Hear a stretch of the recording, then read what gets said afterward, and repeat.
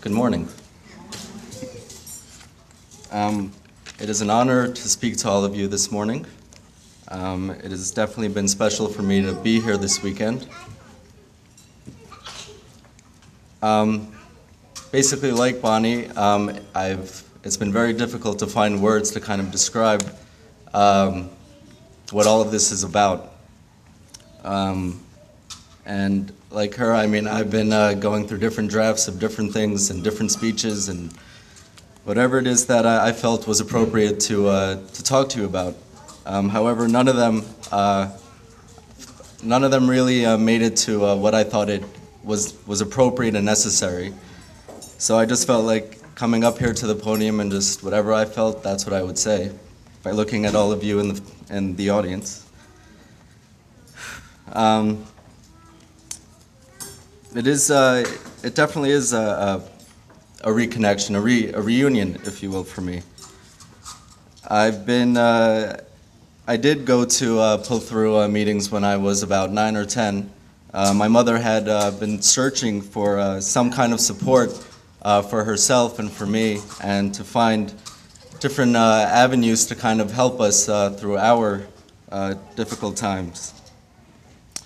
However, at that age, I was really already at the point where I was trying to distance myself from the idea that I have a problem.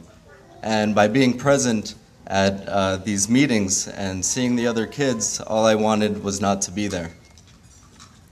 And since then, that's pretty much how I've led my life throughout junior high school, and so on.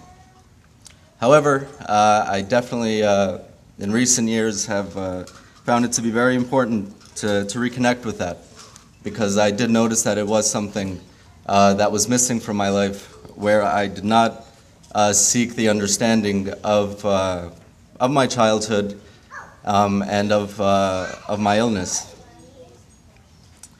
So this is sort of definitely a reunion, meeting a long-lost friend, because all of you represent that time for me. About me, I was born with Hirschsprung's disease almost 30 years ago. I don't remember all the full details about what happened to me then. I mean, I go based on what my parents tell me, and for some reason I have selective memory and I don't always remember exactly what happened. But I do know that growing up, on one hand, I was being made fun of, and on the other hand, I was accepted. So there was that paradox where trying to figure out if how normal I was I, and what I was going to become when I grow up. But because my mother had that ambition that I was going to grow up to be whatever I wanted to be, she did seek out groups like Pull-thru, and she did seek out all the help I can get, but on the other hand, she also allowed me to be and to live my life the way I saw fit, even if that meant not going to Pull-thru, even if that meant learning on my own how to take care of myself, which, when you're a young teenager, is a very difficult thing to grasp, especially when you're trying to find yourself.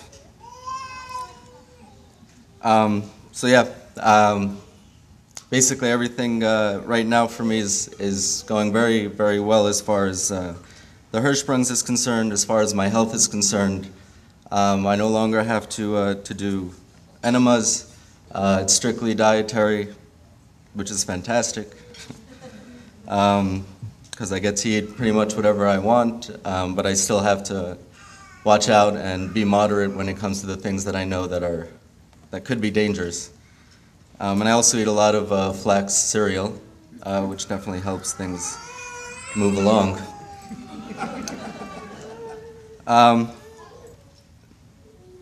I think the biggest thing about being here is meeting all of you and being able to talk to you at the different times and different periods that you're in right now. Those of you who have newborns, relatively newborns, toddlers, teens, and also the biggest thing for me was meeting my fellow PTN adults, because that's something that I haven't come across very often. In fact, being here I probably met my second and third people with Hirschsprungs, though they're very young. I definitely felt a connection to them. But definitely talking with fellow adults and with the teens to kind of see what they're going through and how they're dealing with their situation and how they've dealt with their situation. And it's truly inspirational, I think, for me, for you, the parents, the kids, because it's very important. I mean, to kind of hear the different variations of what people experience. It's something that you can learn from. It's something that you can really try to instill in your own children. But I think that's also something that you get from being a part of the Pull-thru network. Because all those experiences have already been gathered together and are being taught to you and explained to you, and you're given the knowledge that you need to really be able to give your kids a shot at living a normal life. And when I mean normal, I don't mean, what is normal, but they're kind of normal, being, who they are and what they have to live with in life is their normal. And that's something that needs to be nurtured and discussed, and something the kids really need to understand, I think, when they're very young. So they are aware that the way they live is the way they live, and they just have to do whatever it takes to make sure that their quality of life is at its best.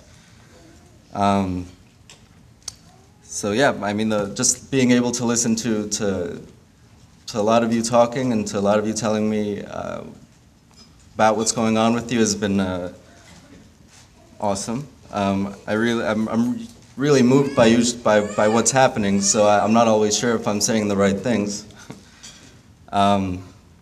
And of course, talking with the other adults, I mean, just being able also to see what's ahead of me, and which tells me that things are going to continue to be okay.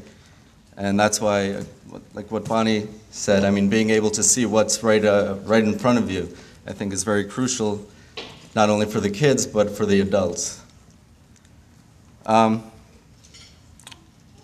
reason why I'm here is because I hope to produce a documentary film, that will explore the effects of colorectal and anorectal disorders in and beyond the operating room. Something that can be used as a tool for future generations, for families that are dealing with their new situation, to raise awareness, something that can be used, that can be watched, that we can gather and garner all of the experience and knowledge that we have and send it out to the world, because really film, there is no better way of sending a message than in a film. I understand that maybe the anxiety over maybe going on camera and talking about what you've gone through might not be comfortable for you, but just think about what it could do for somebody else. I mean, that's really the idea behind it. That's what this film will be about, and what it should do. But I do understand anybody's feeling that they don't want to be a part of it. I mean, that's something that will be respected, and I won't be disappointed or hurt by it. But I really do hope that you do consider it and you do think about it. Right now, I'm in the process of shooting and continuing to do research. That's something I feel like everyone can be a part of, because it doesn't necessarily mean that you will be in the film if you don't want to be. But the information that you can give me will definitely help create and structure the film and the message that it will convey.